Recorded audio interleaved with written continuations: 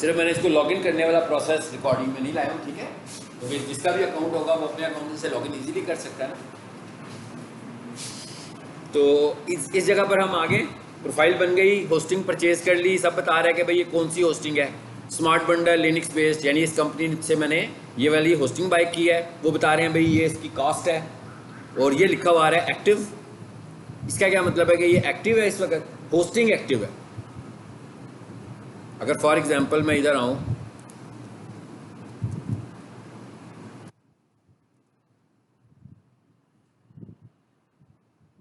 Website नहीं भी चल रही, नहीं चल रही ना, देख रहे हो आप लोग। अब हमने इस होस्टिंग में जाना है और यहाँ पर जाकर मुझे अपनी वेबसाइट को अपलोड करना है। ये सिर्फ नाम खुला है अभी हमारे पास, ठीक है ना, इसमें वेबसाइट का कंटेंट नहीं हमारे पास आ रहा। तो आपने जब अपनी होस्टिंग के अंदर जाना होता है, तो हम पहले मैं होस्टिंग में आ गया हूँ। होस्टिंग से मैं कहाँ गया था, सर्विसेज में। सर्विसेज में जैसे ही मैं आया हूँ तो यहाँ पर उसने मुझे शो किया इस तरह कि भाई ये सर्विस है आपकी। फिर मैंने इस पर क्लिक किया। अब ये वाली ऐसी चीज़ है जिसकी प्रैक्टिस आप घर में नहीं कर सकते हैं, ये आप उस वक्त प्रैक्टिस कर सकोगे जब आप होस्टिंग परचेज करोगे, यानी आपके पास होस्टिंग होगी तभी करोगे ना। सो इसकी अंडरस्टैंडिंग आपने सारी वीडियो से लेनी है। हाँ, आगे। अब जहां पर आपकी वेबसाइट अपलोड होती है उस हिस्से को हम बोलते हैं सी पैनल। सी पैनल नाम से अंदाजा हो रहा है, कंट्रोल पैनल, कि भाई ये हमारी वेबसाइट का कंट्रोल पैनल है, जहां से हम अपनी वेबसाइट को कंट्रोल करेंगे, जहां से हम अपनी वेबसाइट को मैनेज करेंगे, जहां पर हम अपनी वेबसाइट को लाइव करेंगे, अपलोड करेंगे। सो ये हमारी वेबसाइट का कंट्रोल पैनल है। सो यहाँ से इधर इसमें चले जाएंगे हम, ठीक है। Log in to cPanel. देखिए पहले मैं किस में आया हूँ, होस्टिंग अकाउंट में आया हूँ। देखिए एक होस्टिंग कंपनी है, उससे अगर हम चाहें तो होस्टिंग भी बाय कर सकते हैं और चाहें तो डोमेन भी ले सकते हैं। उसका मतलब क्या हुआ कि होस्टिंग अकाउंट में आपको होस्टिंग भी मिलेगी और डोमेन भी मिलेगी अगर आपने डोमेन परचेज किया। नहीं की तो इसमें होस्टिंग आ जाएगी सिर्फ। लेकिन जो सी पैनल है, सी पैनल तो सिर्फ और सिर्फ क्या है, स्पेस है, जहां पर आपको अपनी वेबसाइट लाइव करनी है, ये वो वाला हिस्सा है। सी पैनल वो वाला हिस्सा है जहां पर हमें अपनी वेबसाइट को लाइव करना है। यानी अभी हम क्या कह रहे हैं कि अभी मैं वेबसाइट बना रहा हूं, अपने कंप्यूटर पे डिज़ाइन कर ली है, अब मैंने उसको ऑनलाइन करना है। जिसका मतलब क्या हुआ, मुझे होस्टिंग की ज़रूरत है और मैं अपनी वेबसाइट को लाइव करना चाहता हूं। तो इस मकसद के लिए मुझे कहाँ आना है, अपनी होस्टिंग अकाउंट में। होस्टिंग अकाउंट से कहाँ जाना है, सी पैनल में। अब मैं यहाँ से सी पैनल में आ रहा हूँ। अब आगे देखते हैं, आगे इसको फिलहाल हम बंद कर देते हैं जी। आगे ये राइट साइड पर देखिए डिटेल्स भी नज़र आ रही हैं कि भाई ये आपको जो सी पैनल मिला है इसमें आपको क्या चीज़ मिली है, स्पेस क्या मिली हुई है आपको। तो बता रहा है क्या स्पेस मिली है आपको, कहता है 8 GB की आपको स्पेस मिली है इसके अंदर। ये बैंडविड्थ आपको बता रहा है कितनी मिली हुई है, सब डोमेन बता रहा है कितनी मिली हुई है। बताया था ये मैंने एक लेक्चर लिया हुआ है, सब domains, add on domains, domain, hosting, ये सारा लेक्चर पीछे जाकर उस लेक्चर को सुन लीजिएगा दोबारा से कि क्या होते हैं। अब मैं उसको यूज़ कर रहा हूँ प्रैक्टिकली। अच्छा अब आगे चलते हैं। अब हमने क्या करना है, अपनी वेबसाइट को अपलोड करना है। इसका मतलब क्या है, वेबसाइट मेरे पास इस वक्त कहाँ होगी, कंप्यूटर पे। सो यहाँ से मैं आया हूँ फाइल मैनेजर में जी। आगे ये हमारा फाइल मैनेजर है, यहाँ पर हम आ गए हैं और इधर आते हैं। कौन सा फोल्डर खोला मैंने, पब्लिक HTML। होस्टिंग ने कोडिंग वाली वेबसाइट के लिए ये एक सिस्टम फोल्डर बनाया होता है जिसका नाम है पब्लिक HTML। मतलब ये वाला फोल्डर होस्टिंग खुद क्रिएट कर देती है कि आपकी जो वेबसाइट है आपने क्या करना है, उसको इस फोल्डर के अंदर कॉपी करना है। यानी अब हम क्या करने वाले हैं कि अपनी वेबसाइट को इस फोल्डर के अंदर लेकर आएंगे। वो वेबसाइट क्या है, वो कहाँ है, ऑफलाइन है, मेरे कंप्यूटर पे पड़ी हुई है।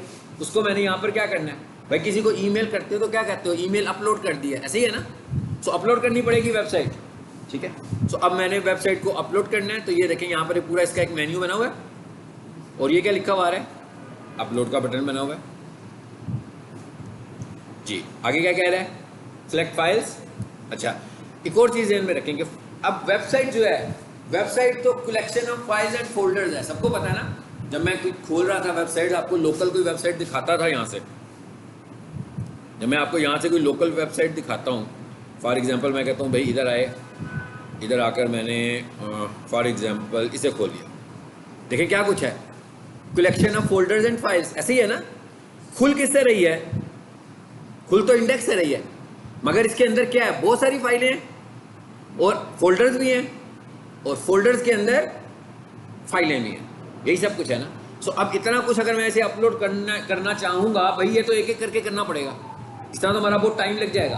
तो हम लोग क्या करते हैं, हम लोग ये करते हैं कि भाई हम कहते हैं भाई यूँ करते हैं कि इसको जिप कर लेते हैं। जिप करने का क्या मतलब होता है, कंप्रेस करना। जब हम इसको जिप करेंगे या कंप्रेस करेंगे तो क्या होगा, नंबर ऑफ कलेक्शन का एक ही फाइल बन जाएगी और फिर मैं इसको एक फाइल के तौर पर अपलोड कर दूंगा। और जब ये एक फाइल के तौर पर अपलोड हो जाएगा, उस जगह पर चलेगा तो नहीं ना, फिर मैं उसको वहाँ जाकर एक्सट्रैक्ट कर लूँगा। तो जब मैं उसे एक्सट्रैक्ट करूँगा तो कैसे नज़र आएगा, बिल्कुल ऐसे ही नज़र आएगा जैसे यहाँ पर हमें नज़र आ रहा है। यानी इससे क्या पता लगा कि जब हमने अपनी वेबसाइट को अपलोड करना, जब हमने अपनी वेबसाइट को अपलोड करना है तो हमें क्या करना है, उसको पहले कंप्रेस कर लेना है, उसके बाद उसे अपलोड करना है और वहाँ जाकर उसे अनकंप्रेस कर लेना है। ऐसे ही है, इसके लिए हमारे पास क्या है, कंप्रेशन सॉफ्टवेयर यूज करते हैं। अगर किसी के पास कोई कंप्रेशन सॉफ्टवेयर ना हो तो ऑनलाइन हमारे पास एक फ्री कंप्रेशन सॉफ्टवेयर होता है, आप वो इजीली डाउनलोड कर सकते हो, ठीक है। अगर फॉर एग्जांपल किसी के पास नहीं है, लिखो 7zip डाउनलोड, लिख दिया मैंने। ये 7zip एक फ्री टूल है, देखें नेट के ऊपर ही पड़ा हुआ है। जस्ट मैं इस पर क्लिक करूंगा, डाउनलोड का बटन प्रेस करूंगा तो क्या होगा, आ गया ऊपर, डाउनलोड का बटन भी आ गया। फर्स्ट ये डाउनलोड होगा, उसके बाद उस पर क्लिक करोगे तो इंस्टॉल हो जाएगा। फिर आपने जब ये इंस्टॉल कंप्लीट होगी, बहुत सिंपल इंस्टॉलेशन है, कोई कॉम्प्लेक्स इंस्टॉलेशन नहीं है कि सीरियल नंबर बताएं, ये बताएं, कोई इसने आपसे इन्फॉर्मेशन नहीं लेनी है। जब ये इंस्टॉल हो जाएगा तो एक दफ़ा आपने अपने सिस्टम को रिस्टार्ट कर लेना है बस। जब आपका कंप्यूटर चल पड़ेगा तो ये टूल अवेलेबल हो जाएगा आपके पास दोबारा से जब रिस्टार्ट होगा। अब आ जाते हैं वापस। अब हम करने क्या चाह रहे हैं, यहाँ पर वेबसाइट को अपलोड करना है। तो अब सबको पता लग गया ना कि अपलोड जो करूँगा मैं एक ही फाइल करूँगा, और वो कौन सी फाइल होगी, वो जिप फाइल होगी, ठीक है। तो अब मैं अपलोड करने के लिए देखता हूँ जी मैंने कहाँ से इसे अपलोड करना है। मैं देखता हूँ मैंने कहाँ पर रखी है, तो आपको नहीं पता होगा ना, ये तो मुझे पता होगा भी मैंने फोल्डर कहाँ रखा है। ये न्यू बैकअप रखा हुआ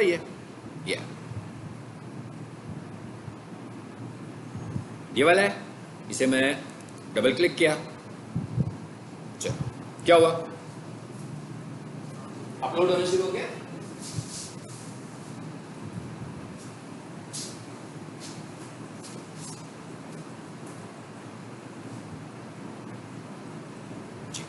इसका मतलब अब ये टाइम ले रहा है, थोड़ा सा हमारा टाइम लेगा। कितना इसका साइज है, 11 MB, 11.32 लिखा हुआ है। बहुत छोटी वेबसाइट है, मतलब कोई बहुत बड़ी वेबसाइट तो नहीं है ना, बहुत छोटी सी वेबसाइट है, अबाउट 12 MB की एक वेबसाइट है। और जो वर्डप्रेस की वेबसाइट्स होती हैं वो बहुत हैवी वेबसाइट्स होती हैं, वो जीबीज में होती हैं, तो ये तो एमबीज में है। तो एमबी तो बहुत छोटे होते हैं, हाँ थोड़े होते हैं उसकी निस्बत। सो अभी मुझे वेट करना है इसको, और कितना होने देना है इसने। अभी ये ब्लू कलर में नज़र आ रहा है, इसके मुख्तलिफ कलर्स हो सकते हैं। अगर इसमें अभी कोई प्रॉब्लम आएगा तो मे बी ये रेड कलर में आ जाए, और अगर ये ठीक तरीके से अपलोड हो जाएगा तो ये ग्रीन कलर में आएगा। और जब तक ये अपलोड हो रहा है तब तक इसका जो कलर है वो हमें ब्लू नजर आ रहा है, ठीक है। तो इसका मतलब क्या है कि अभी ये अपलोड हो रहा है। इसका मतलब क्या हुआ कि आप जब अपलोड कर रहे होगे तो जितना बड़ा पैकेज होगा आपका, उसका टाइम भी उतना लगेगा ना। जैसे अभी ये तो कितना था, ये 12 MB था फॉर एग्जाम्पल, ये ज़्यादा होता तो ये उससे ज़्यादा टाइम लेता अपलोड होने में, ठीक है। अब क्या करेंगे हम, अब ये जब अपलोड हो जाएगा तो जो मेरे पास आएगा डाटा वो क्या आएगा, वो एक ही फाइल आएगी ना, वो जो मैंने कंप्रेस की हुई फाइल है। उससे वेबसाइट तो नहीं चलेगी हमारी। वेबसाइट चलाने के लिए अब मैं क्या करूंगा, फिर इसको फिर मैं अनकंप्रेस करूंगा। अब मेरे कंप्यूटर के लिए तो मुझे चाहिए था ना 7zip, लेकिन ये तो मैं cPanel यूज कर रहा हूँ होस्टिंग का। सो ये होस्टिंग का cPanel है, ये एक अलग से एप्लीकेशन है। सो इसके अंदर सब कुछ मौजूद है। सो इसके अंदर बिल्ट इन कंप्रेसर सॉफ्टवेयर हैं। इसका मतलब क्या हुआ कि इसके अंदर मुझे कुछ करने की जरूरत नहीं है। वो जो मैंने 7zip इंस्टॉल किया है वो क्यों किया है, वो अपने लिए किया, अपने कंप्यूटर के लिए किया है। तो जब मैं होस्टिंग में आ गया हूँ तो मुझे उस सॉफ्टवेयर की ज़रूरत नहीं है। होस्टिंग के अंदर खुद से जिपर मौजूद है, यानी कंप्रेस और अनकंप्रेस करने का फीचर उसके अंदर पहले से ही हमारे पास मौजूद है। ग्रीन कलर हो गया, इसका क्या मतलब हुआ, आ गया, ठीक है। अब हम क्या करते हैं, ये क्या लिखा हुआ आ रहा है जी, गो टू बैक, यहां पर क्लिक करते हैं। अब कहां आ गया जी,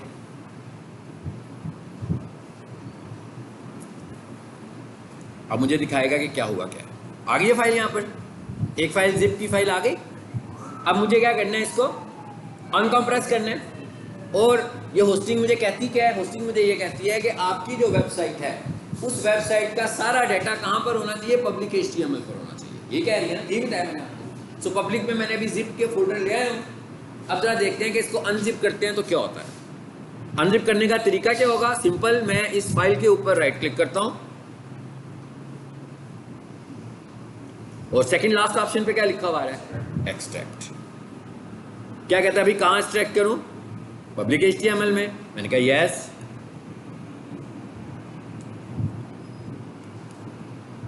चलो आ गया, एक फोल्डर आ गया बीच में, लेकिन ये डाटा पब्लिक HTML में डायरेक्ट नहीं आया ना, एक फोल्डर में आया।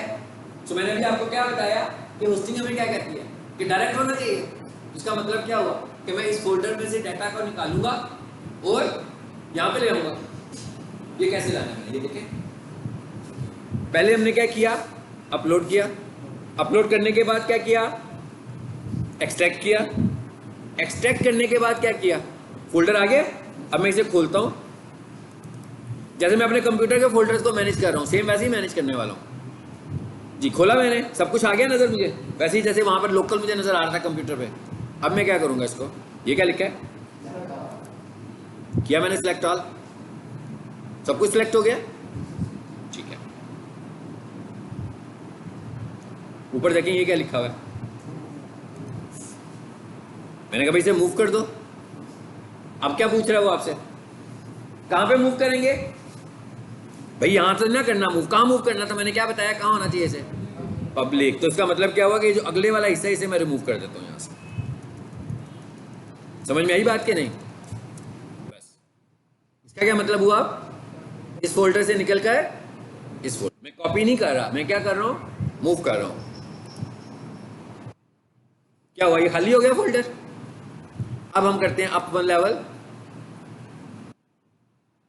जी, वापस मेन पर आ गई फाइल।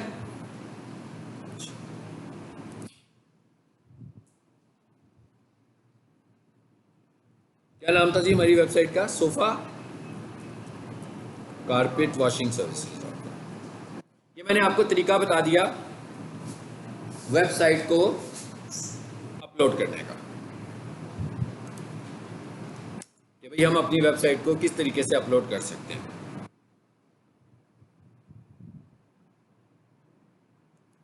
ठीक हो गया, समझ आ गई बात। चलिए, ये तो हमने अपलोड करना है, आपका प्रोसीजर भी सीख लिया। अब आगे चलते हैं, अब आ जाते हैं वापस अपने टॉपिक पर। ये बीच में एक मैंने छोटा सा टास्क करना था, मैंने कहा ये आपको बता के करता हूँ। खोली तो थी हमने, खुली नहीं थी आपके सामने।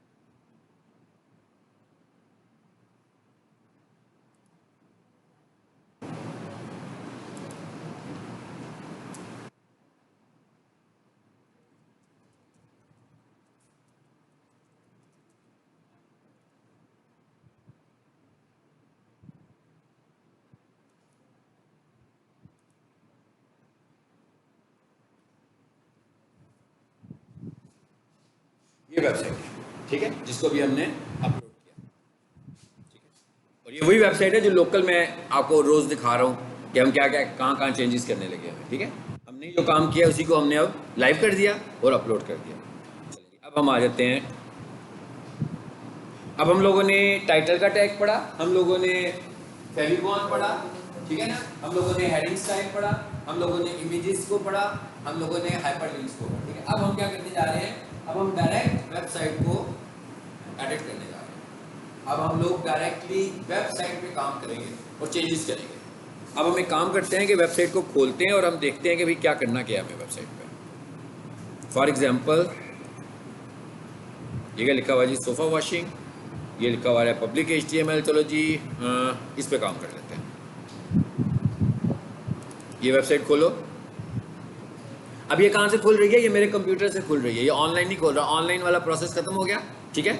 अब मैंने इसे कहाँ से खोला, अपने कंप्यूटर से। देखिए क्या लिखा हुआ है ऊपर, फाइल लिखा हुआ है ना। इसका क्या मतलब हुआ, ये कहाँ से प्ले हो रही है, मेरे लैपटॉप से प्ले हो रही है, ठीक है। अच्छा अब हम ये कह रहे हैं इस वेबसाइट को मैं चेंज करना है और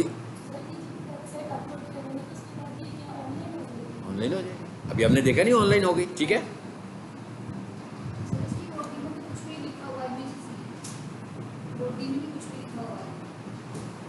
नहीं लिखा हुआ, लिखा हुआ है, क्यों नहीं लिखा हुआ। अच्छा अब हम जरा आगे चलते हैं। ये क्या है जी, इसका टॉप वो टाइटल आ रहा है ना ऊपर लिखा हुआ। अब ये लोकल फाइल पर है, इस वक्त हम लोकल हैं, अब ऑनलाइन नहीं है भाई। अब सिर्फ कंप्यूटर पे आ जाए, हम खुद से इसको चेंज करने जा रहे हैं। तो अब हमने कहा कि फॉर एग्जांपल मैं आपसे ये कहूँ कि भाई इसका टाइटल चेंज करना है, तो ये बहुत कुछ खुला हुआ है, इसको जरा मैं पहले बंद कर दूँ।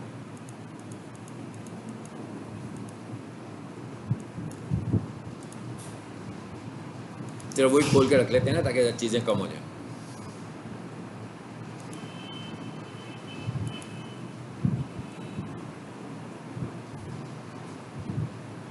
जी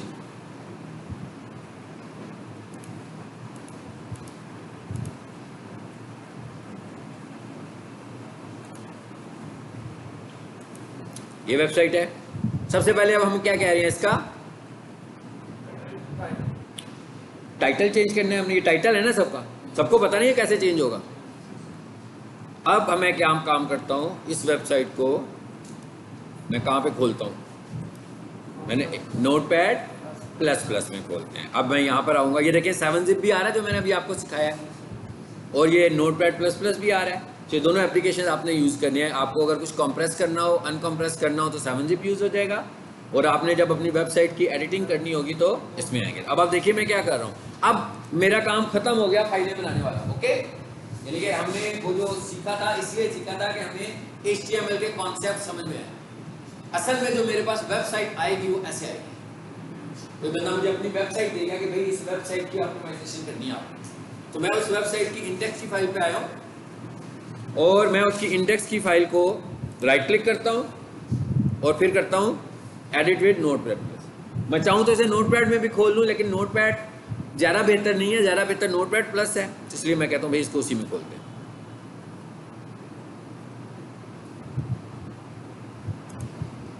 आगे वही कोडिंग आ रही है ना सारी की सारी। हमने सिर्फ वो चीज़ें देखनी है जो हमसे रिलेटेड हैं। हाँ, हमें सारी कोडिंग से कुछ लेना देना नहीं है, हमें SEO से रिलेटेड जो कंटेंट है सिर्फ उसको देखना है। तो SEO से रिलेटेड पहला कंटेंट कौन सा जो हमने देखना है कि भाई अगर हमने टाइटल बना लिया हुआ अपनी वेबसाइट का, जो कि अपने कब बनाना है, जब हमने कीवर्ड रिसर्च कर दी है, तो हमारे जो प्राइमरी कीवर्ड्स होंगे, एक ही कीवर्ड होगा ना प्राइमरी, बाकी जो सेकेंडरी कीवर्ड होगा, तो जो हमारा प्राइमरी कीवर्ड होगा उसे कहाँ पे होना चाहिए, टाइटल में। तो इससे अगला जो फेज है उसमें हम कीवर्ड रिसर्च करेंगे। लेकिन अगर हम सपोज करेंगे जी हमने कीवर्ड डिजाइन कर लिया, तो इसका मतलब क्या हुआ कि कीवर्ड किस हिस्से में आएगा, हमारा टाइटल में। ये है, सपोज कर लेते हैं जी ये हमारा कीवर्ड था best computer college in Lahore, और उसके आगे मेरा दूसरा सेकेंडरी कीवर्ड था डिजिटल मार्केटिंग। सो मैंने पहले हिस्से में क्या लगा दिया, best computer college in Lahore, और दूसरे हिस्से में क्या लगा दिया, डिजिटल मार्केटिंग। समझ में आ गई बात। ये काम हमने पहले भी किया, लेकिन अब हम क्या कर रहे हैं, लाइव काम कर रहे हैं। यानी अब हम वेबसाइट में चेंजेस कर रहे हैं। पहले तो मैंने बताया था ना कि भाई टाइटल को सीख लो, टाइटल होता क्या है। अब हमने क्या किया, वेबसाइट पर आए और हमने कहा सबसे पहला काम क्या है, अगर मैं चेक लिस्ट बनाऊँ ना कि सबसे पहले मैं क्या करता हूँ, तो सबसे पहले मैं आकर टाइटल चेंज करता हूँ। दूसरे नंबर पर मैं क्या करता हूँ, फेविकॉन चेंज करता हूँ, ठीक है। फॉर एग्जाम्पल देखें जरा इसका फेविकॉन कहाँ लगा हुआ है, देखते हैं जी फेविकॉन किधर है, इसका आ गया नजर फेविकॉन। ये अब ये कहाँ पड़ा, कहाँ हुआ है, जरा पढ़ के बताएं मुझे, किस फोल्डर में पड़ा हुआ है, ये इमेजेस में पड़ा हुआ है। जरा इसको देखें, ये चल रहा है, ये पड़ा हुआ ना बेस्ट कंप्यूटर कॉलेज। चलें मैं कह रहा हूँ भाई उसने मुझे लोगो भेजा क्लाइंट ने कि भाई मेरा ये लोगो है, तो इसका मतलब क्या हुआ, मैं अपनी मर्जी से तो फेविकॉन इमेज नहीं लगाऊंगा ना, उसकी कंपनी का लोगो ही लगाऊंगा। सपोज करते हैं जी उसने मुझे लोगो भेजा है, तो क्योंकि ये कंप्यूटर कॉलेज की बात हो रही है तो मैंने लिख दिया कंप्यूटर कॉलेज लोगो। फिलहाल हम सपोज कर रहे हैं, मैं खुद नेट से कोई फाइंड कर लेता हूँ, ठीक है, ताकि हमें पता लगे कि अगर हमने इसको चेंज करना होगा, अब आप लोग करवाएंगे ये काम, सारा काम आगे से आपने करवाना है। ये सारा वो काम है जो हम पिछले 3-4 लेक्चर्स में करते आ रहे हैं, वही काम करने लगे हैं अब हम। यहाँ से कोई भी लोगो ले लूँ मैं, ये ले लेते हैं, चलो हम कहते हैं भाई ये लोगो है हमारा, इस पर राइट क्लिक करें, सेव एज करें। अगर ये पीएनजी नहीं है तो मुझे पीएनजी चाहिए, ये तो किसी और ही फॉर्मेट में आ गया, ऐसे ही है। तो आगे मैं क्या करूँगा, लिखा कंप्यूटर कॉलेज पीएनजी लोगो ले लेते हैं, मैं स्मॉल लेटर में भी लिख सकता हूँ। हाँ अब कितने आप और आ गए मेरे पास, अब मैं इधर से कोई पिक कर लेता हूँ भाई, ये ले लें, देखते हैं कि ये पीएनजी है कि नहीं है। Right click, save image as, PNG है ये, चलो इसको सेव कर लें। अब इसे मुझे कहाँ सेव करना है, जहाँ पर मेरा वेबसाइट का प्रोजेक्ट पड़ा हुआ है। कहाँ पर पड़ा हुआ है, इमेजेस में, गुड। तो यहाँ से मैं उस वेबसाइट पर जाऊँगा जो इमेजेस वाला है, मुझे नहीं पता ये वही लोकेशन है इसलिए मैं वापस आ गया हूँ। वो कौन सा वाला था भला, ये वाला था, पब्लिक HTML, ये वाला फोल्डर था, ठीक है। मैं इसको खोल रहा हूँ और कहाँ आऊँगा, इमेजेस में आऊँगा, और ये था ना फेविकॉन पुराना, इसको सिलेक्ट करता हूँ। इसका मतलब क्या हुआ, ये रिमूव हो जाएगा, इसकी जगह पर नेवल आ जाएगा। सो इसकी टाइप भी PNG थी, जो मैं ला रहा हूँ इसकी टाइप भी PNG है, तो कोई इशू तो नहीं होना। ये क्या कह रहा है, कहता है भाई ये तो फाइल आप ओवरराइट कर रहे हो, ये फाइल तो पहले भी है। मैं कहता हूँ जी मैं यही करना चाह रहा हूँ, ओवरराइट ही करना चाह रहा हूँ ना, यस। अब आइए इधर देखते हैं क्या हुआ, रीलोड करें इसको, क्या हुआ, चेंज हो गया। अब हम जो चेंजेस कर रहे हैं वो वेबसाइट पूरी जो बनी हुई वेबसाइट मैंने ऑफलाइन अपने पास रखी है ना वेबसाइट, अब हम सारी चेंजेस उसके अंदर करने लगे, यानी हम वेबसाइट में चेंज कर रहे हैं। अब आगे क्या काम करना है, अभी लोगो उधर तो लगा लिया, छोटा सा आ रहा है ना, छोटा ही आएगा ना, फेविकॉन शॉर्टकट आइकन होता है। अब हम अगला काम क्या करने जा रहे हैं, ये इसको चेंज करना है। नेक्स्ट हमारा टास्क ये है ना, यहां तक तो हमने कर लिया, ये 2 काम हमने कर लिए जी। टाइटल बार में टाइटल भी आ गया, टाइटल बार में इमेज भी आ गया छोटा सा। अब हम कह रहे हैं कि भाई लोगो इधर भी होना है ना हमारा, ये तो कंपनी दूसरी का लोगो आ रहा है। जरा देखें इस इमेज का नाम क्या है, कैसे इसको चेंज करना है, इसकी साइंस समझे। अब थोड़ा सा ना इंटेलेक्चुअल तरीके से, रट्टे से नहीं काम चलेगा, हाँ रटलाइजेशन वाला फार्मूला नहीं चलेगा, इंटेलेक्चुअल होकर चीज़ों को समझना। अब मैं ये कह रहा हूँ ये एक वेबसाइट है, उसमें ये इमेज नज़र आ रहा है, तो मैं देखता हूँ ना इस इमेज का नाम क्या पहले तो, क्योंकि इसी नाम का मुझे भी इमेज लेकर आना है। मुझे तो सिर्फ तस्वीर चेंज करनी है ना, नाम तो नहीं चेंज करना, मुझे टाइप भी नहीं चेंज करनी। सो मैं इस पर राइट क्लिक करता हूँ और ये क्या लिखा है, मैं सेव नहीं करने जा रहा, मैं सिर्फ देखने जा रहा हूँ कि इस इमेज का नाम क्या है। देखें ज़रा क्या नाम है जी इसका, सोशल मीडिया मार्केटिंग एजेंसी लोगो, ये नाम है इसका। मेरा हमने कीवर्ड फ्रेंडली नाम रखा हुआ है ना। अच्छा उसके बाद नीचे क्या लिखा हुआ आ रहा है, PNG। अब पता लग गया, इसका नाम भी पता लग गया हमें और टाइप भी पता लग गया। अब एक सीधा सा तरीका तो ये है, मतलब एक सादा सा फार्मूला क्या है, सादा सा फार्मूला तो ये है कि इसको राइट क्लिक करें दोबारा से, सेव इमेज एज, इसके नाम को मैं कॉपी कर लूँ। क्यों कॉपी कर रहा हूँ अभी आपको बताता हूँ।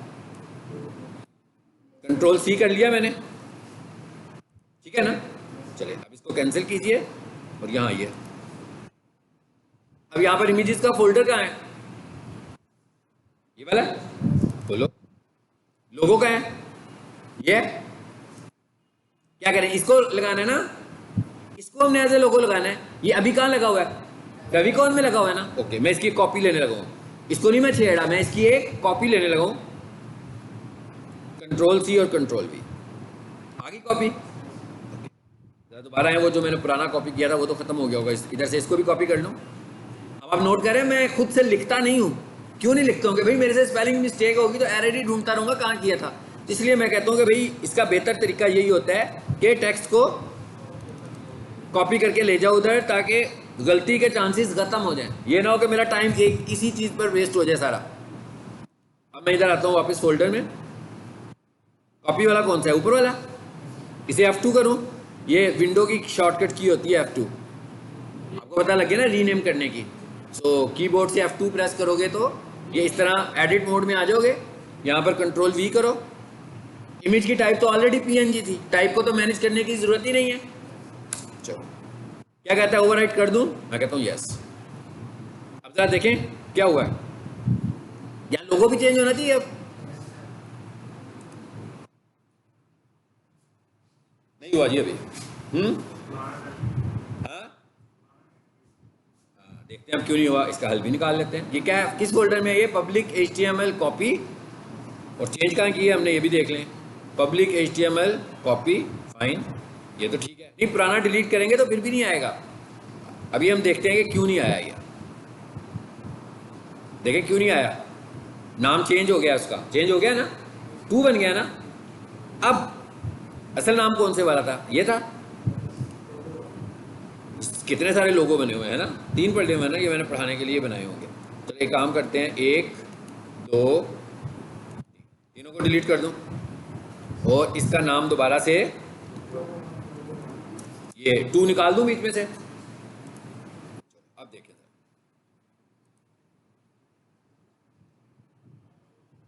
लोगो भी चेंज हो गया। ठीक है। अच्छा, अब जरा अगर मैं थोड़ी देर के लिए समझना चाहूंगी ये लोगो कोडिंग में कहां पड़ा हुआ है, जरा उधर जाकर भी इसको देख लेते हैं। इस पर राइट क्लिक करो, 6V में जायज करो, इसको जरा कॉपी करें। अब मैं आपको इसको भी ढूंढने का सादा तरीका बता रहा हूं। इधर आ जाए इसमें वापस। अब आप सबको पता ना कि ये लोगो कौन से टैग में लगा हुआ है, IMG के टैग में लगा हुआ है, लेकिन लोगो एक ही लगा हुआ है ना वेबसाइट में, बार बार तो ये लगा भी नहीं हुआ। मैं क्या करता हूँ, फाइंड कंट्रोल F किया। याद रखिएगा ये काम करने के लिए एक और चीज समझनी है आपने कि काम जब भी आप करो ना, हमेशा कर्सर स्टार्ट पे ले आओ, यहां से ढूंढो, कंट्रोल F कंट्रोल V, वही लिख दिया मैंने जो फाइल का नाम था। अब इसे करें फाइंड। जी मिल गया, पता लग गया कहां पर है ये।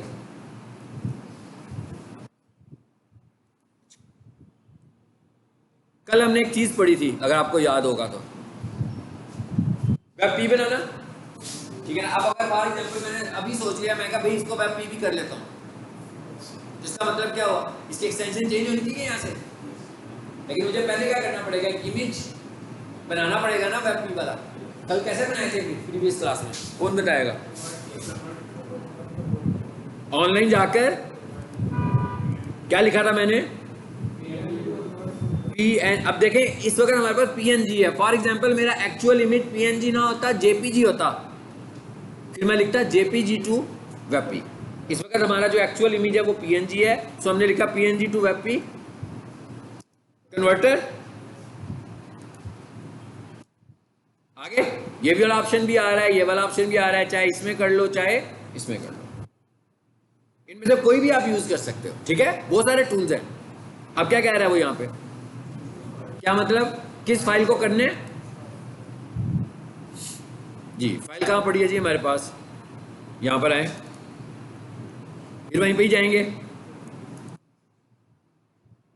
कहाँ, इमेजेस में जाएंगे, और किसको हम कन्वर्ट करने जा रहे हैं, इसको। ओके,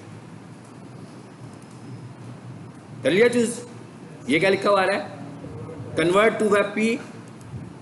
क्या हुआ, कन्वर्जन स्टार्ट हो गई। अब क्या कह रहा है, डाउनलोड कर लो। कितना साइज आया देखें, 14 किलोबाइट्स। ये डाउनलोड होके कहीं पड़ा हुआ है, देखते हैं कहाँ पड़ा हुआ है जी, इसको पहले देखो।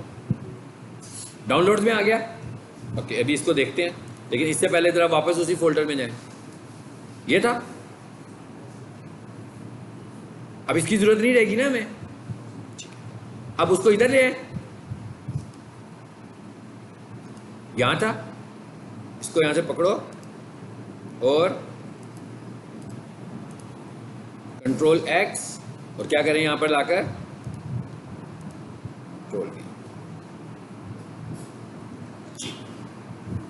आ गया। माउस इस पे रख के देखो क्या लिखा हुआ है, क्रोम HTML, ऐसे लिखा है ना। माउस इस पे रखो, क्या लिखा हुआ है, PNG। इसका काम खत्म हो गया मेरा ख्याल है अब, क्या नहीं हुआ, काम खत्म। इसको डिलीट कर दें, अब जरा देखते हैं वेबसाइट चल रही है कि नहीं चल रही है।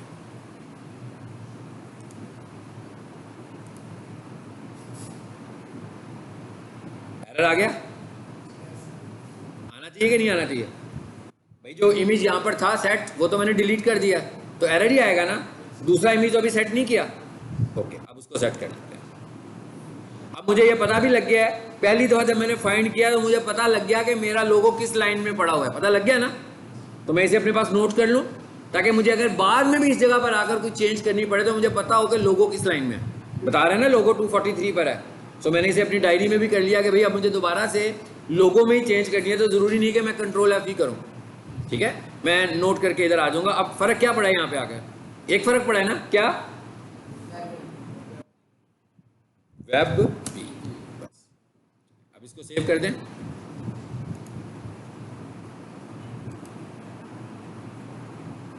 आ गया। अब जरा इसका साइज भी हमने कंट्रोल किया हुआ है ना?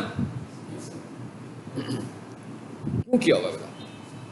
इसका साइज हमने इसलिए कंट्रोल किया हुआ है कि जो हमारी वेबसाइट है, पहली बात तो ये है कि साइज कंट्रोल करना भी एसईओ का फैक्टर है। ये हमने पिछली क्लास में भी देखा कि आपकी वेबसाइट ने मोबाइल पे भी खुलना है और आपकी वेबसाइट ने लैपटॉप पे भी खुलना है। तो लैपटॉप पे तो बड़े बड़े इमेजेस फाइन, लेकिन मोबाइल के ऊपर तो बड़ा इमेज फैल जाएगा। मोबाइल तो छोटी सी स्क्रीन है ना, उस स्क्रीन पर और लेफ्ट राइट पे बटन्स भी तो हैं, उन बटन्स को भी तो स्पेस चाहिए, तो वो तो बटन्स इमेज के ऊपर ओवरलैप करेंगे, बुरा लगेगा, पढ़ा भी नहीं जाएगा, क्लिक भी नहीं होगा। इसलिए गूगल हमें ये कहता है कि आप जो ऑप्टिमाइज करो अपना कंटेंट, उसको पहले मोबाइल के हिसाब से करो। सो इसलिए हमने इसको क्या किया है, मोबाइल के हिसाब से रिड्यूस किया हुआ है। इधर आए जरा वापस, इसकी विंडो छोटी करें जरा थोड़ी सी। ये साइज ठीक नहीं है, साइज को भी हम ठीक कर लेते हैं। पहली बात ये गुलाई में था ना हमारा इमेज। इधर आए जरा, ये क्या लिखा हुआ है? वेट। अच्छा, दोनों चीज़ें हमने बराबर बराबर जो की हुई हैं, इसको कर लो। सबको बता रहे परसेंटेज में क्या फ़र्क है और पिक्सेल्स में क्या फ़र्क है। ठीक है, ये मैंने प्रीवियस क्लास में बताई हैं ये चीज़ें। सो अब हम यहाँ से साइज को मैनेज कर लेंगे। हाइट ज़्यादा कर लें इसकी, बल्कि इसको यूं करें ज़रा, फिलहाल पिक्सेल्स में ले लेते हैं हम इसको। ठीक है, इसको करो 100 पिक्सल और इसको करो फिलहाल 99। अभी शक्ल देखते हैं, फिर समझ में आ जाएगा कि क्या चीज़ हमें बड़ी करनी चाहिए।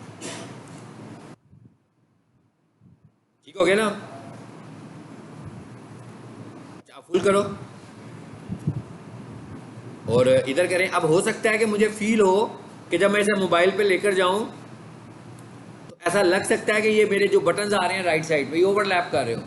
उस सूरत में आकर फिर मैं क्या करूंगा, इसको और छोटा करूंगा, क्योंकि गूगल क्या कहता है कि पहले आपकी चीज़ मोबाइल फ्रेंडली होनी चाहिए। अगर वो मोबाइल पर ठीक नज़र आ रही है इट्स फाइन, फिर वो हर जगह पर सही नज़र आएगी। वो डेस्कटॉप पे जैसे भी नज़र आए चलेगी, लेकिन अगर वो मोबाइल पर ठीक नज़र नहीं आ रही तो गूगल उसे रैंक नहीं करेगा। ठीक है,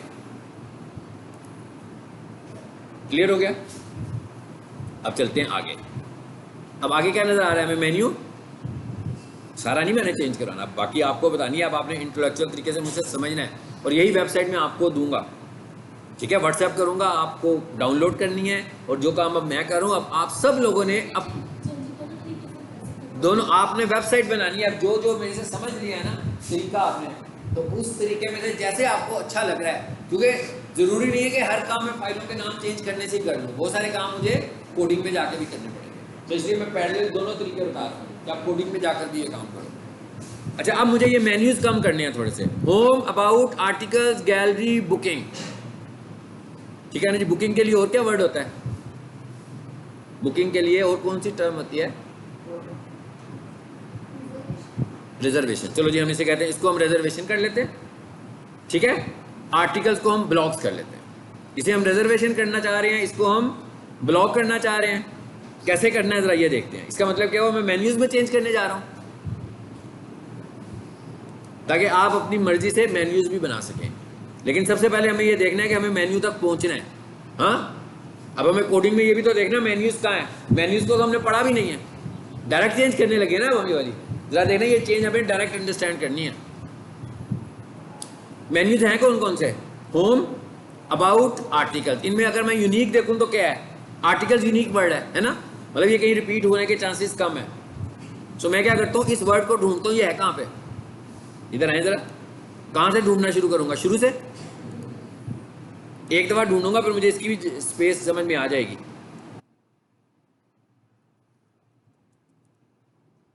जी मिल गया। अच्छा अब जरा देखते हैं, थोड़ा सा ऊपर आए, ये लाइन देखें जरा, 270 लाइन में एक टैग लगा हुआ है NAV के नाम से, ये मेन्यू के लिए होता है।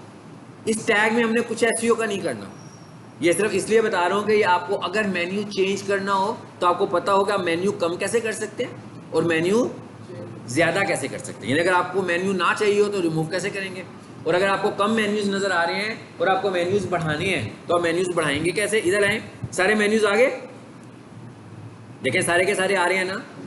मैंने क्या कहा था, आर्टिकल्स को क्या करना है हमने? ब्लॉग्स, इसको मैंने मिटाया यहाँ से, और क्या कहा था मैंने? बुकिंग को हम कह रहे थे जी रिजर्वेशन कर लेते हैं। सेव करें, अब जरा ओके करके चेक करेंगे कोई चेंज हुई है यहाँ पर कि नहीं हुई है। हो गया। फॉर एग्जाम्पल अगर मैं आपसे कहूँ कि भाई मुझे ये गैलरी का डिलीट करना है, ये कैसे डिलीट करना है जरा ये भी समझें। लेकिन अब जरा थोड़ी देर के लिए इस कोडिंग को अंडरस्टैंड करते हैं पहले कि भाई ये जो मेन्यू है ये बना कैसे हुआ है। हाँ, इसके अंदर कौन से टैग इस्तेमाल हो रहे हैं, जरा इसको समझें कि भाई मेन्यू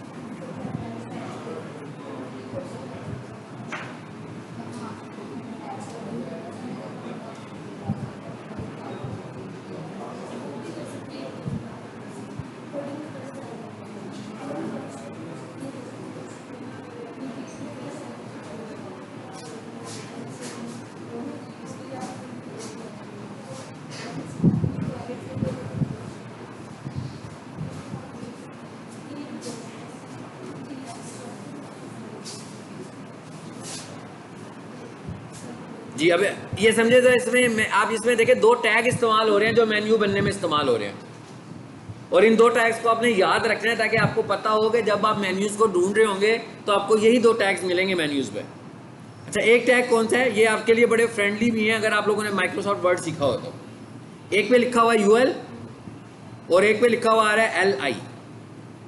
अब अगर मैं माइक्रोसॉफ्ट वर्ड में आपको ले जाऊं तो माइक्रोसॉफ्ट वर्ड में एक कमांड होती है, उसका नाम होता है बुलेट्स एंड नंबरिंग होती है ना, जिसमें हम क्या करते हैं पॉइंट्स की सूरत में लिख रहे होते हैं, मतलब 1 2 3 4 करके पॉइंट्स बनाते हैं, और कभी तो नंबरिंग की सूरत में पॉइंट्स बनाते हैं और कभी सिंबल्स की सूरत में नंबर बनाते हैं, तो उसको हम बुलेट्स बोलते हैं। सो बेसिकली ये जो बुलेट्स एंड नंबरिंग की ऑप्शन है ये HTML में भी है। सो ये बुलेट्स एंड नंबरिंग वाली ऑप्शन से ही हम लोगों ने क्या किया है, मेन्यू बनता है हमारा। ठीक है, अब इसका मतलब क्या हुआ, UL है क्या, UL स्टैंड्स फॉर, ये ले मैं एक नोटपैड की फाइल खोलता हूँ और इसकी एक छोटी सी एग्जांपल आपको करवाता हूँ, आपको पता लग जाएगा। ये मैं फिलहाल सिर्फ यहाँ पर लिख रहा हूँ HTML ताकि आपको पता लगे, ये सिंपल कोडिंग कर रहा हूँ मैं, कोई मुश्किल काम नहीं कर रहा। मैंने क्या कहा कि वर्ड में दो ऑप्शंस होती हैं, एक होती है नंबरिंग और एक होती है बुलेट्स, ऐसी है ना। तो सबसे पहले मैं बात करता हूँ नंबरिंग की। नंबरिंग का मतलब OL, OL stands for ordered list, ठीक है ना। OL stands for order list और स्लैश OL कर दिया।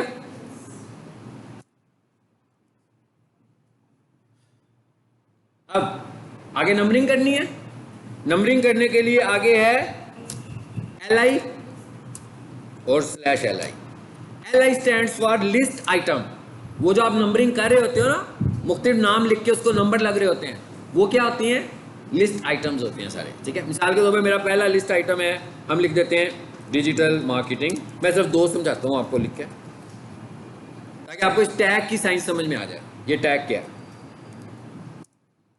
2 लगा दिया मैंने पॉइंट्स। अब मैं इस फाइल को सेव करता हूँ, कहीं भी सेव करके इसको रन करके देखते हैं। चले जस्ट कॉपी कर लेते हैं। क्या बना रहा हूँ मैं? HTML फाइल बना रहा हूँ ना भाई, ol.html। चलो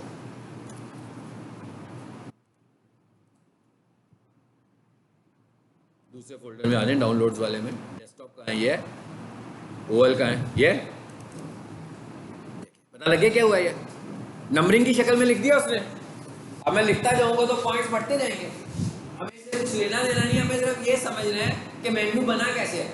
मैं ये समझाने के लिए आपको बताया था। OL, UL, LI ये SEO के कोई फैक्टर्स नहीं है। ये क्यों हम समझ रहे हैं कि हमें मेन्यू अंडरस्टैंड हो जाए, आपको पता लग जाए कि मेन्यू एक्चुअली बन कौन से टैग्स से रहा है, ताकि अगर आपको कभी मेन्यू रिमूव करना हो, बनाना हो, तो आप कौन से टैग्स को ढूंढो, ठीक है। अच्छा, अब दूसरी चीज क्या है? इसका मतलब क्या हुआ? 2 लाइनें हैं और यहां अगर देखें कितने LI हैं? 2 LI। इसका मतलब 3 लाइनें होती तो 3 LI होते। और ये नंबरिंग है तो OL कितने हैं? 1। यानी कि नंबरिंग बता दिया ना कि भाई नंबरिंग करो, बस पता लग गया उसको नंबरिंग करनी है। अब उसके बाद उसमें नंबरिंग में लाइनें कितनी होंगी वो सारी किस में बताएंगे? LI में बताएंगे। अच्छा, अब आगे क्या चीज है हमारे पास? दूसरे नंबर पर क्या था? UL। अच्छा, UL stands for unordered list. ये क्या है? बुलेट्स। बुलेट्स, इसको हम बुलेट्स बोल रहे थे कि सिंबल आएंगे इसके साथ। अब जब वो बुलेट्स लगाएंगे तो उसमें भी तो नंबर ऑफ लाइंस ही होंगी। इसका मतलब क्या हुआ? चाहे OL हो चाहे UL हो, लिखने के लिए हमने क्या यूज करना है? LI। चाहे OL हो चाहे UL हो, लेकिन वो नंबरिंग करने के लिए हम क्या यूज कर रहे होंगे बीच में? LI। लेकिन जब वो OL होगा तो नंबर होगा, जब वो UL होगा तो सिंबल होगा। फर्क सिर्फ इतना है, इसकी कोई SEO नहीं है। रैंकिंग में हमने इसको बिल्कुल यूज नहीं करना। ये सिर्फ इसको बता रहा हूँ, वो जो मेन्यू का कोड लिखा हुआ नजर आ रहा था ना, आप उस कोड को अंडरस्टैंड कर लो। इससे हमें यह पता लग रहा है कि जो HTML में मेन्यू बन रहा है बेसिकली वो बुलेट्स एंड नंबरिंग के टैग्स के साथ बना रहा है वो, बस इतना समझने के लिए। अब जरा इसको चेक करें कि क्या चेंज आई है। क्या हुआ? सिंबल्स आ गए यहाँ पर, ठीक है। वहां पर सिंबल्स नहीं आ रहे, यानी हम रोक भी सकते हैं कि सिंबल्स ना आए, ये हमारा मसला नहीं है। यानी हमने सिर्फ ये समझ लिया कि लाए कैसे हैं। अब आ जाए कोडिंग में वापस, और अब मैं उसे कहता हूँ कि भाई मुझे नहीं चाहिए, फॉर एग्जाम्पल मुझे नहीं चाहिए गैलरी। अब आपको ये तो पता लग रहा होगा कि गैलरी का मेन्यू कौन से टैग से बन रहा है? इस LI के टैग से बन रहा है। क्या ख्याल है? ऐसे ही है? सबको पता लग रहा है ना, ऐसी इससे बन रहा है। इसका मतलब क्या हुआ? अब ये बता भी रहा है भाई नोटपैड प्लस की वजह से कि यहां से बनना शुरू हो रहा है और यहां पे खत्म भी हो रहा है। सो मैं इस पूरी लाइन को पकड़ता हूं और कंट्रोल X कर देता हूं, सिर्फ समझाने के लिए, रिमूव नहीं किया मैंने। सेव करें। अब जरा इसको रन करके देखें क्या होता है।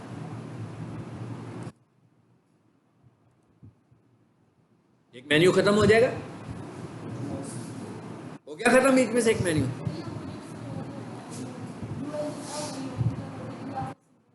बिल्कुल नहीं आएंगे यहाँ। वो उन टैग्स को यूज कर रहा है मेन्यू बनाने के लिए, सिर्फ ये बताया आपको मैंने। यहाँ पर नंबरिंग नहीं आएगी। वहां पर भी अगर हम चाहें तो वहां पर उसकी LI में जाकर OL में जाकर लिखेंगे ना, वहां जाकर क्या देंगे? नन। तो ना नंबरिंग आएगी ना सिंबल आएगा। वर्ड में ऑप्शन होती है ना, जब बुलेट्स लगाते हो ऊपर जाते हो कि भाई कैसी बुलेट्स चाहिए, कौन से सिंबल्स चाहिए, नंबरिंग स्टाइल कौन सा होगा, रोमन होगा, कौन से वाला स्टाइल यूज करना, खुद ही बताते हैं ना। सो अगर हम यहाँ पर भी, ये हमारा टॉपिक नहीं है, मतलब हमने SEO में कुछ यूज नहीं करना। सिर्फ ये मैं कह रहा हूँ कि अगर आपको घर जाते हो और वेबसाइट बनाने के लिए मेन्यू चेंज करने हैं, तो मेन्यू जब आप चेंज कर रहे होगे तो उसमें जो टैग लगे हुए हैं आपको पता होना चाहिए ना, टैग कौन सा है। ये मैंने आपको वो टैग समझाया सिर्फ कि उसके अंदर OL का टैग होगा, यहाँ UL का टैग होगा और LI का टैग होगा, बस ये समझाया आपको मैंने।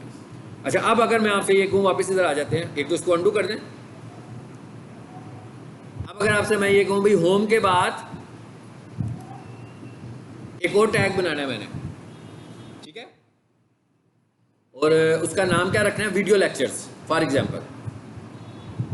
एक और टैब बनाना है, मतलब उसमें आए वीडियो लेक्चर्स। कैसे आएगा, कौन बताएगा मुझे?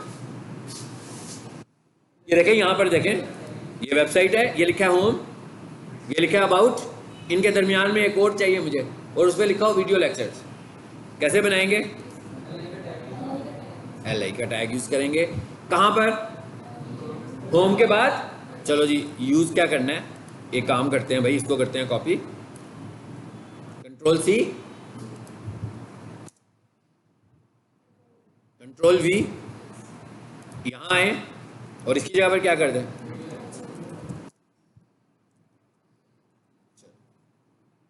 यहां मेन्यू बन गया। आ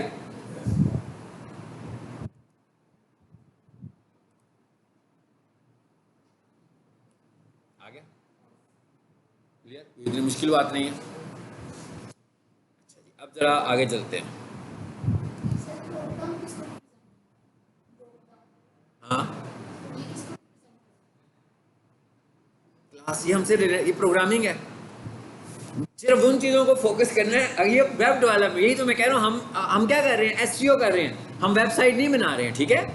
ये क्लासेस हैं, क्लास क्या है, CSS है, ठीक है। इसके अलावा और भी बहुत कुछ है, अगर परेशान होना 2-3 चीज़ें और दिखाता हूँ आपको परेशान करने के लिए।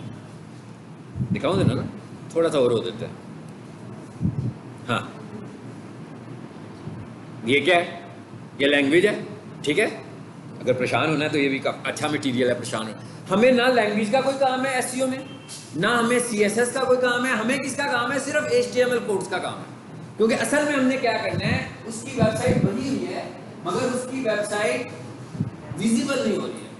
उस विजिबल होने के लिए हमने गूगल के जो स्टैंडर्ड अडॉप्ट करने हैं, वो कहाँ पे करने हैं, वो HTML कोड में करने हैं ऑन साइट। हमने वो उसकी वेबसाइट के डिजाइन में कुछ नहीं करना, मैंने उसकी वेबसाइट का डिजाइन चेंज नहीं करना। उसकी वेबसाइट का जैसा भी डिजाइन है, अगर उसने चेंज करवाना होगा कस्टमर ने, तो वो किससे चेंज करवाएगा, डेवलपर से। उसे अपना डिजाइन चेंज करवाना है तो वो डेवलपर से चेंज करवाएगा, यानी वो हमसे अपना डिजाइन चेंज नहीं करवाएगा। हमें उसने कहा है कि भाई मेरी वेबसाइट मेरा कीवर्ड लिखे तो पहले पेज पर आए।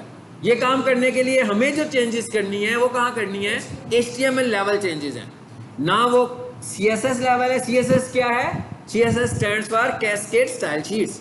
स्टाइल शीट्स क्या होती हैं, जैसे HTML है, इसी तरह CSS भी फॉर्मेटिंग है, HTML भी फॉर्मेटिंग है। HTML सिंपल फॉर्मेटिंग है, CSS एडवांस फॉर्मेटिंग है, ठीक है। मतलब ज़्यादा अच्छी फॉर्मेटिंग जो CSS है। तो इसका मतलब क्या हुआ कि अगर हम अपनी वेबसाइट को ज़्यादा खूबसूरत बनाना चाह रहे हैं तो हम उस पर CSS भी अप्लाई करवाएंगे, लेकिन ये कौन करेगा, डेवलपर करेगा। अगर मेरी वेबसाइट में कोडिंग है, नीचे है जरा, और भी बहुत कुछ होगा। ये देखें,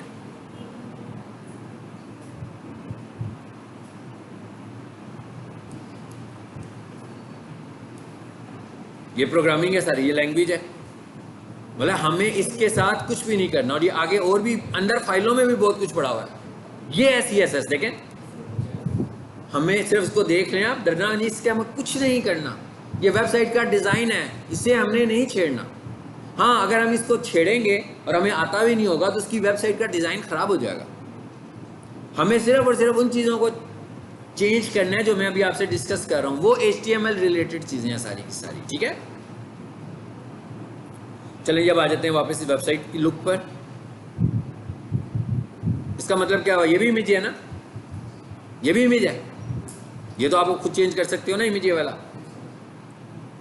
एक एक्सपेरिमेंट करें, जल्दी से मुझे करवाएं, फिर मैं आज आपको ये इमेज चेंज करना है। कैसे करेंगे, इस इमेज को मैंने चेंज करना है, ठीक है। मैं एक काम करता हूँ, ये लो इधर आता हूँ मैं, क्लास रूम इन्वायरमेंट, चलो जी ये मैंने लिख दिया, PNG। कोई तस्वीरें ले लेते हैं, कोई सी भी ले लेते हैं, हमें इससे कोई कंसर्न नहीं है कौन सी आ रही है। चलो जी ये ले लेता हूँ मैं, ये ले लेते हैं।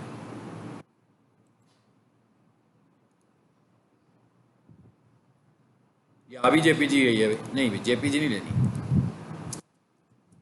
आप और थोड़ा सा परेशान होंगे, अभी इनिशियल लेवल पर जेपीजी नहीं लेनी। हाँ, ये देखते हैं ये कौन सी है।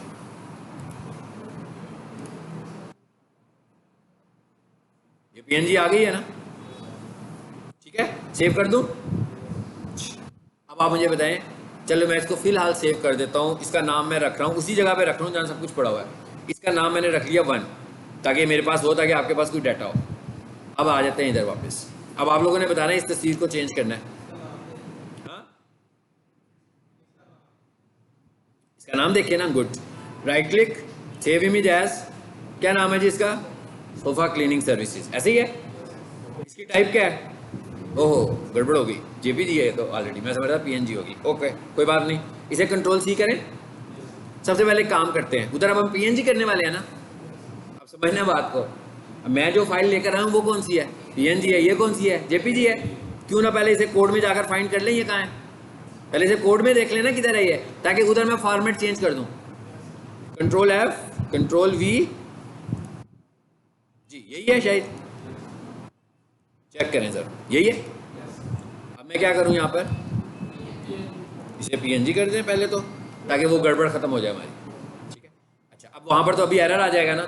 अब हम ये नाम रख रहे हैं उस फाइल का, नहीं हाँ, एक काम यह है कि अगर बहुत ही क्विक काम करना है तो इसको 1 कर दें, लेकिन क्योंकि मैंने उसका नाम ऑप्टिमाइज नहीं रखा, इसलिए मैं इसको कर देता हूँ कंट्रोल सी, नाम मैं यही रखता हूँ कि ये ना गलत लॉजिक पे ना चले जाए ना वापस। हम कहते हैं यही नाम होना चाहिए क्योंकि ये ऑप्टिमाइज नाम है। अब मैं उस फोल्डर में आता हूँ, सब पहले तो देखें सोफा क्लीनिंग है कहाँ, ये इसकी ज़रूरत तो नहीं रही, अब इसे डिलीट कर दूँ।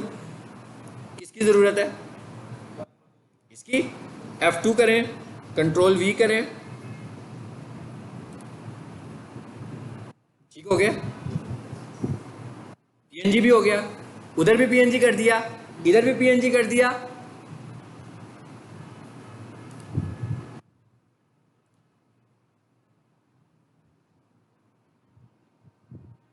गड़बड़ जी, जरा देखें क्या गड़बड़ है, इधर आकर देखें जरा, सेव नहीं था किया। हाँ चलो इधर आ जाए वापस, अब देखेंगे, अभी भी स्टिल हो गया। अब इसका मतलब क्या हुआ, हम चेंज कर सकते हैं ना इमेजेस को भी। अब इस लेवल पर आकर ये कर तो हम पूछ सकते हैं। अब आपको यहाँ इस लेवल पर आपको ये भी फील हो रहा होगा कि आपको थोड़ी सी डिज़ाइनिंग भी आनी चाहिए, है ना। तो अगर आपको डिज़ाइनिंग नहीं आएगी, जैसे ये देखें इसके बैकग्राउंड के ऊपर क्या आ रहा है, इमेज को थोड़ा सा हमें खुद से भी डिज़ाइन करना आना चाहिए। तो मैंने शुरू के लेसन्स में कहा था कि भाई कैनवा, हाँ कैनवा में आपकी थोड़ी सी एक्सपर्टीज़ होनी चाहिए पहले फेज़ में, और अच्छी डिज़ाइनिंग सीखनी है, क्योंकि जब आप डिजिटल मार्केटिंग सीख रहे हैं, आप एड्स बना रहे हो, आप वेबसाइट्स बना रहे हो, आप फेसबुक एड्स बना रहे हो, आप फेसबुक पेज बना रहे हो, आप इंस्टाग्राम पेज बना रहे हो, ये सारे के सारे प्लेटफॉर्म्स कौन से हैं, ग्राफिक्स रिक्वायर्ड करते हैं, ऐसे ही है ना, इन सब में ग्राफिक्स की ज़रूरत है। तो अगर आपको कैनवा आता है तो फाइन, आप अच्छा काम कर सकते हैं। तो मैंने आपसे कहा था कि कैनवा परचेज कर रहे हैं इस काम के लिए, आपके पास कैनवा लाजमी होना चाहिए।